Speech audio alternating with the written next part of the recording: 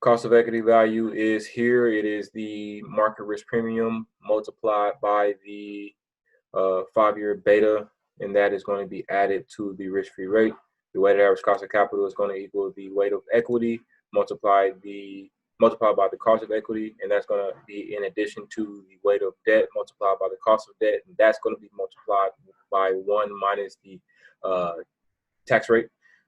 For the terminal value, I have two terminal values. One is going to be the perpetuity growth terminal value, which is going to be the terminal year cash flow multiplied by 1 plus the terminal growth rate.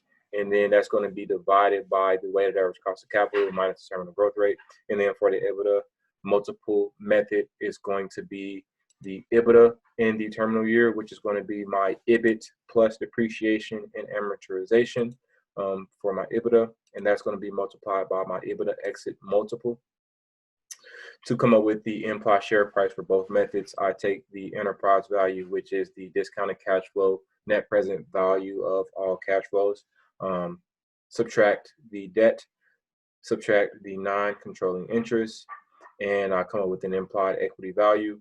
And I take those implied equity values and I divide the shares outstanding to come up with an implied share price.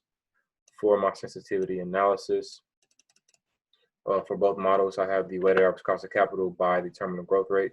The dynamic here is, if you notice, the lower weighted average cost of capital in addition to the higher terminal growth rate creates a higher price per share. That's because the denominator is weighted average cost of capital minus terminal growth rate. So a smaller number there creates a higher terminal value. For the weighted average cost of capital to the compounded annual growth rate in my growth stage, there's a weird dynamic where the higher my compounded annual growth rate is, the lower my share price goes. I'm not sure why it does that, but that does appear to be the case. Really weird dynamic for the EBITDA multiple sensitivity analysis. It's a pretty even 1-to-1.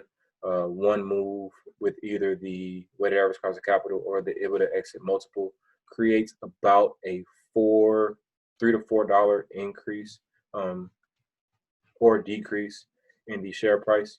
And then it's almost the same for our 6-year compounded annual growth rate, but it's slightly different, going to be more swayed towards the EBITDA exit multiple.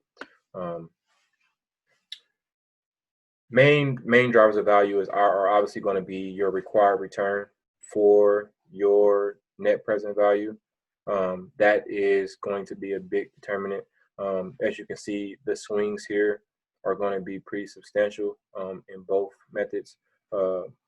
It creates a bigger swing than if you change your terminal growth rate by a bit more. Other drivers of value are going to be expenses. Minor changes in both your fixed assets and your operating expenses are big drivers to your value and create very substantial changes to your price. Additionally, if I do a comparison for my model to a classmate's model, we have two substantially different prices, where his price per share is at $82.99.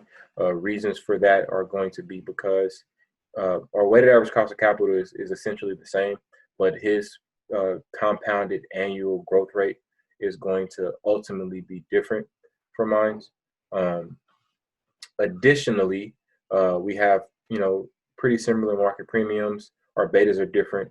Our weights are pretty much the same. Our tax rates are pretty comparable.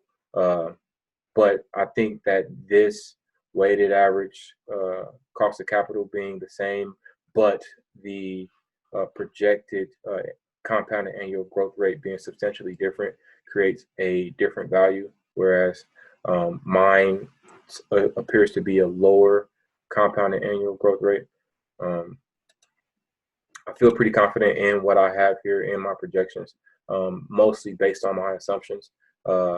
My annualized growth rate of 5.5% is in line with the IBIS industry reports projections of industry revenue increase at an annualized 4.5% over the next 5 years.